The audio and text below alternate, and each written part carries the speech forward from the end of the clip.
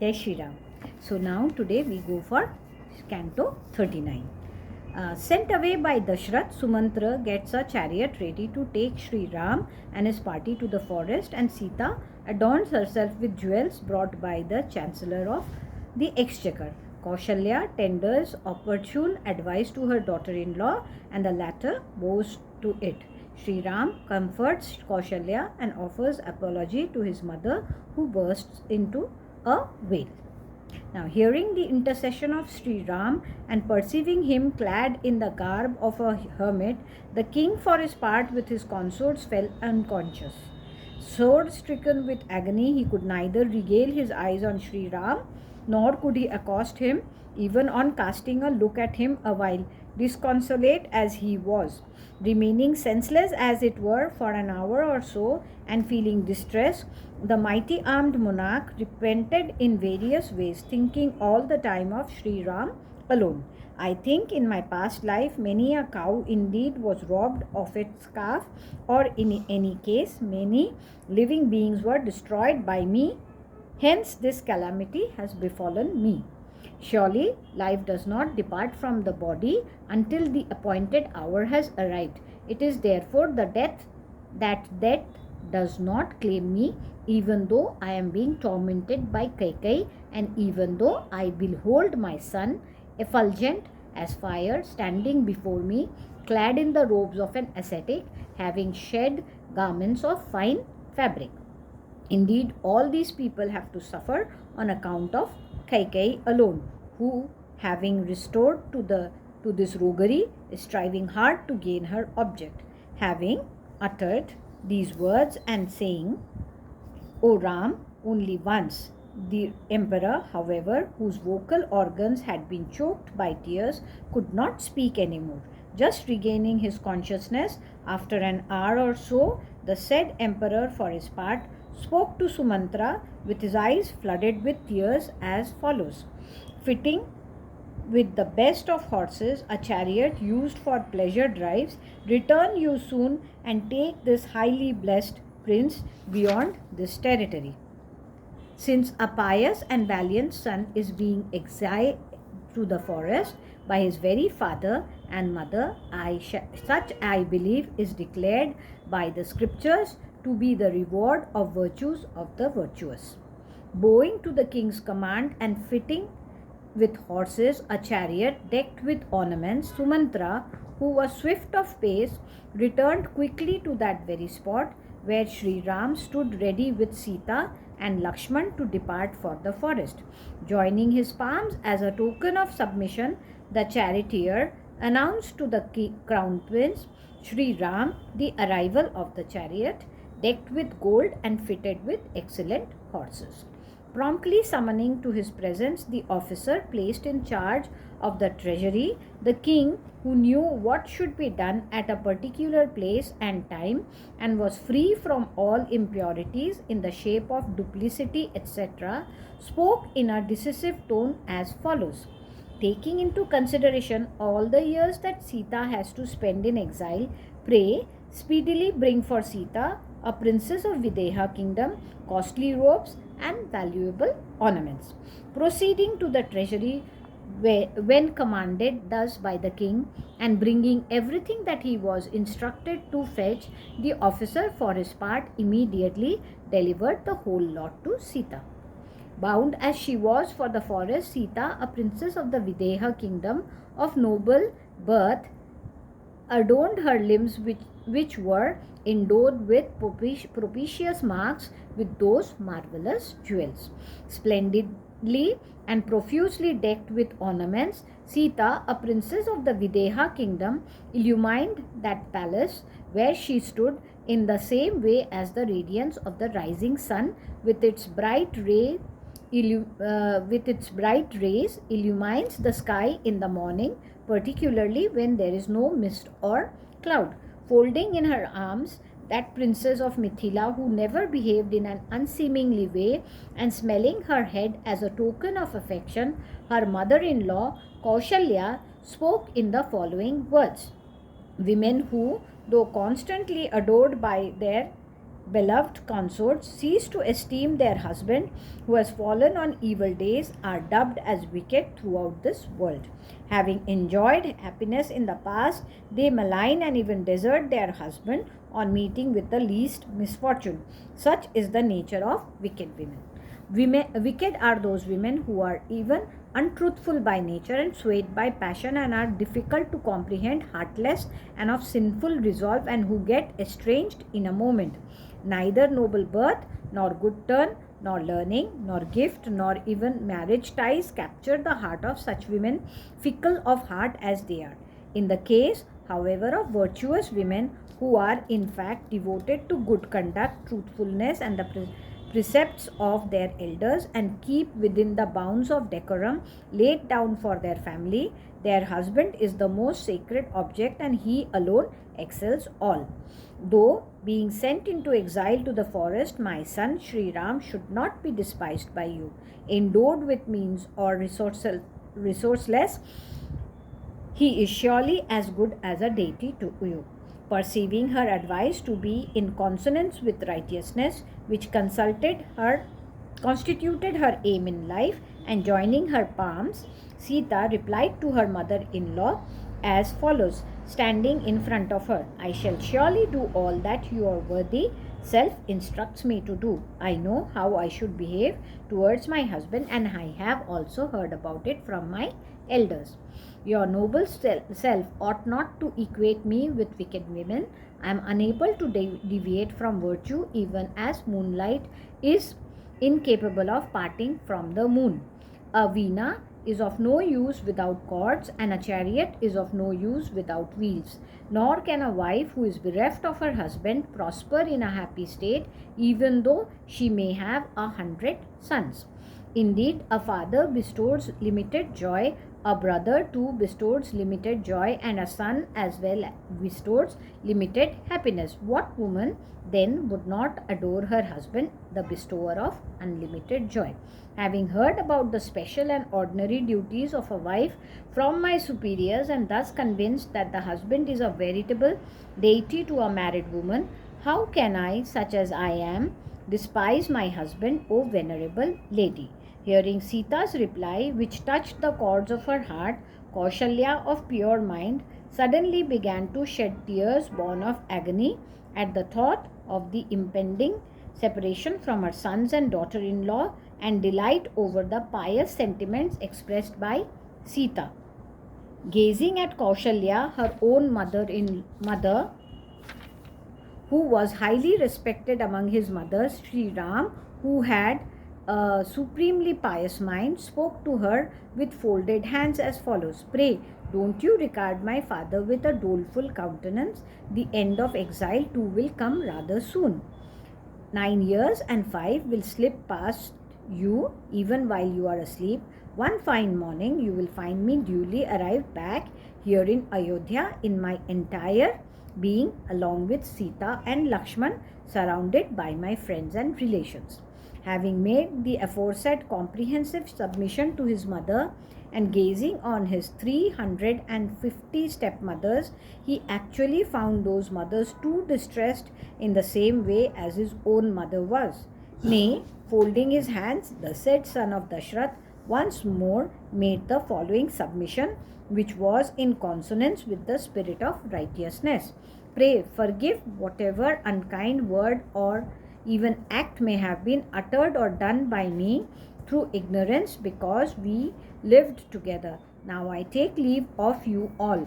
All those royal ladies whose mind was agitated through grief heard the aforesaid cool submission of Sri Ram, a sign of Raghu, which conformed to the principles of righteousness.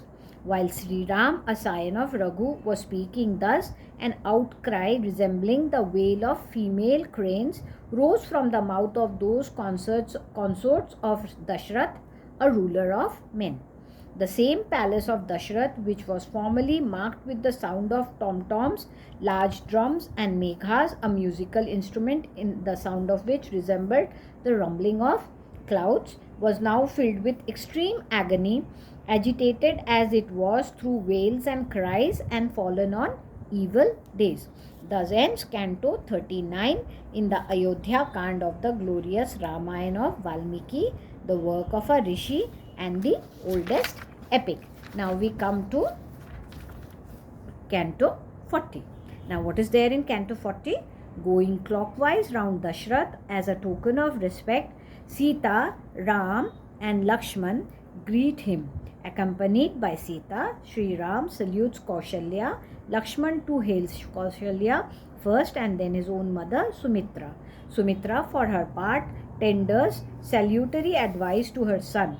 The prince and princess having mounted the chariot, Sumantra flicks the horses. The citizens that had assembled closely follow the chariot, but unable to keep pace with its swift movement, they return desolate.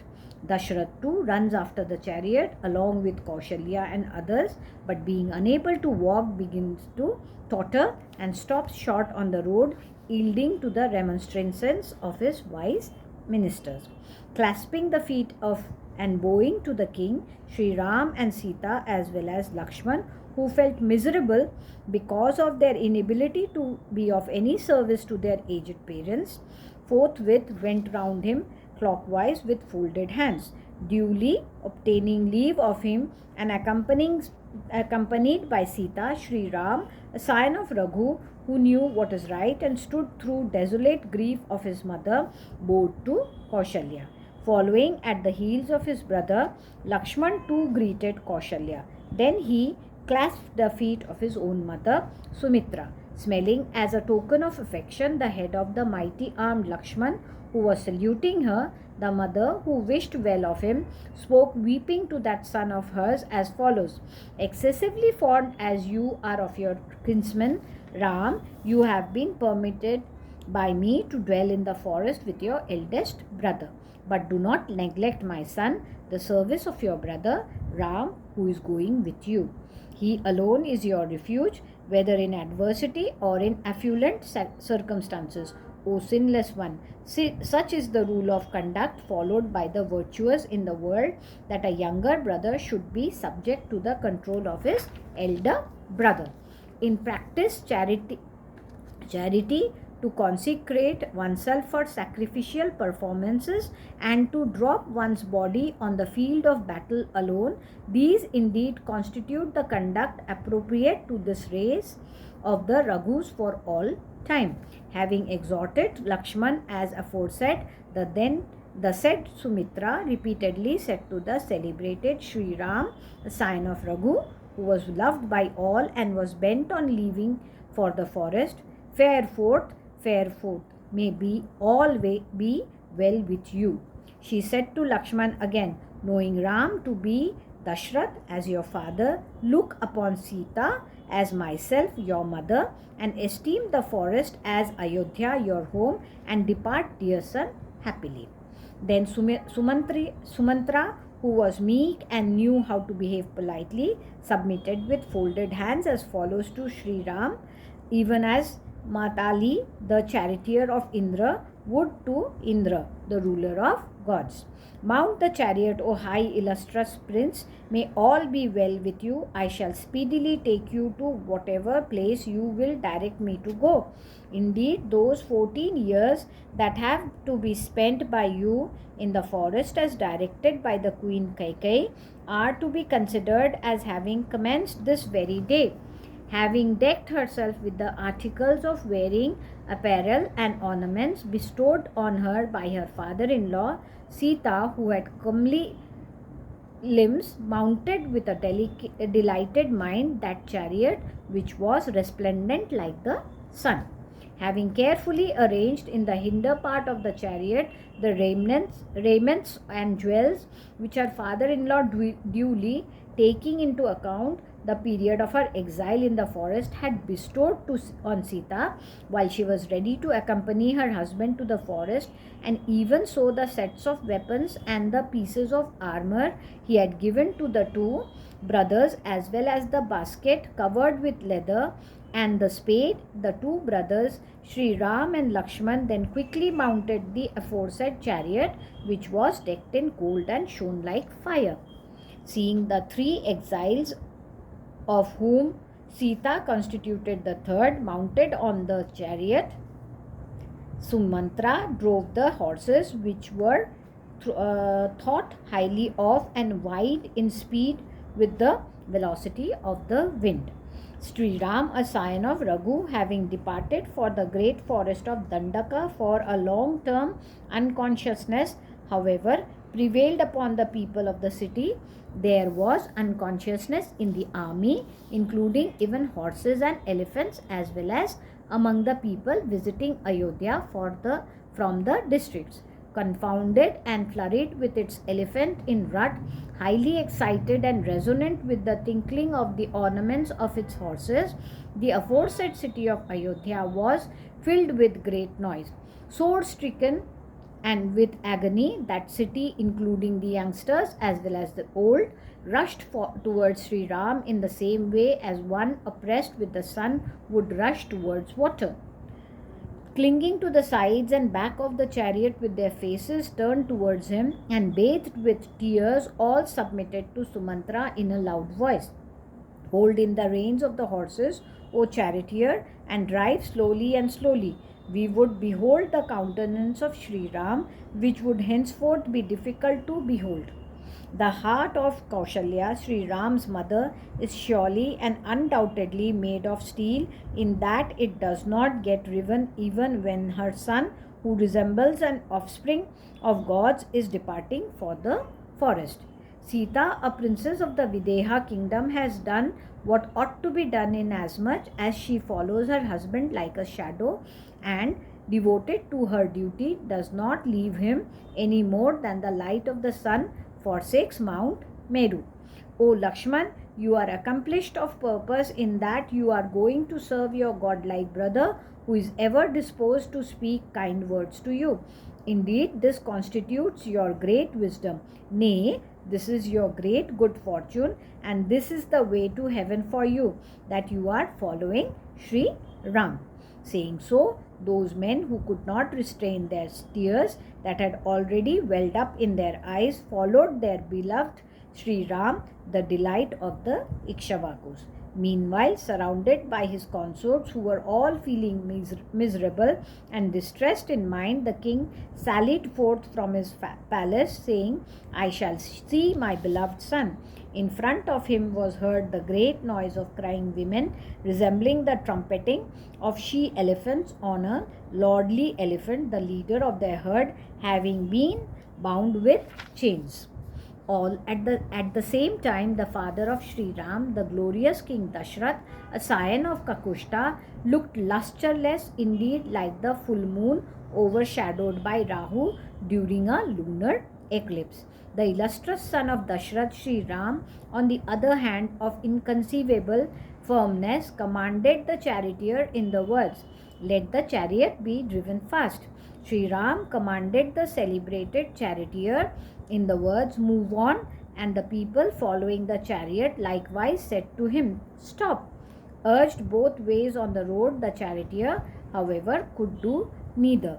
The dust raised on the road, even as the mighty armed Sri Ram drove out of the city, for the forest settled down due to tears that fell from the eyes of the citizens following at his heels.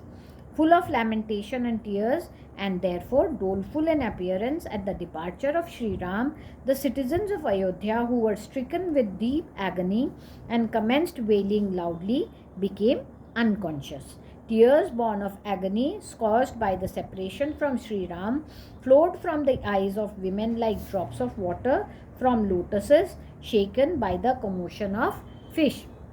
Seeing the city reduced to singleness of mind, the glorious king, for his part, fell down precipitately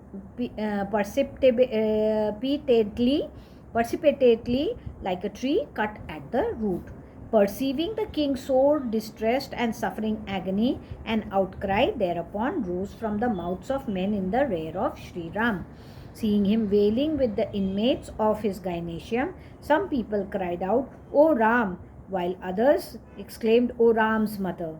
Looking back, Sri Ram forthwith beheld the king dejected and perplexed in mind, as well as his own mother, Kaushalya following him on the road. Bound by the cord of duty, he did not openly gaze on them any more than a foal caught in a snare would look at its dam. Seeing them walking through, though worthy of a chariot, unworthy of suffering and deserving of comfort, he commanded the charioteer in the words, "Drive fast." Even as the elephant, urged on with uh, goads, is unable to look behind Sri Ram, a tiger among men, too was unable to bear the distressing sight of his father and mother following him on foot. Kaushalya, Sri Ram's mother, rushed forth after Sri Ram as a cow that has given birth to a calf and whose calf stands tied at the stall would run to meet it while returning to its stall from the pasture. Sri Ram repeatedly gazed on his aforesaid mother, Kaushalya, who was weeping as above and following that chariot as though dancing, crying, Ram, O Sita, O Lakshman, and shedding tears for the sake of Sri Ram, Lakshman, and Sita. The king, on the other hand, exclaimed, saying, Stop, while Sri Ram, a scion of Raghu, called out, Go on, proceed. In this way, Sumantra's mind was placed in a dilemma as one would feel while standing between two revolving wheels. Sri Ram said to him, even when twitted by the king on going back to Ayodhya for not carrying out his orders, you will say, I did not hear your call. Prolongation of this agony caused by witnessing the sad plight of my aged and feeble parents would prove most calamitous. Carrying out the behest of Sri Ram and taking leave of that crowd which was following at his heels, the aforesaid charioteer urged on the horses that were already moving ahead to go fast. Mentally going round Sri Ram clockwise, the king's men returned to the king's presence with their body, which could not keep pace with the chariot, though they accompanied Sri Ram with their minds to the forest. The commonalty, however, did not return even with their body, as they did not return with their mind, which was possessed of a quick speed. On returning to the king's presence, the ministers submitted to the emperor Dashrath as follows. One should not follow to a long distance him whom one wishes to see come back. Hearing their submission, the king, who was endowed with all virtues and felt miserable, stopped short, gazing with his consorts on his celebrated son Sri Ram, nay, perspiring all over his body and wearing a most dejected appearance. Thus ends Canto 40 in the Ayodhya Kand of the glorious Ramayana of Valmiki, the work of a Rishi and the oldest epic. Jai Shri Ram.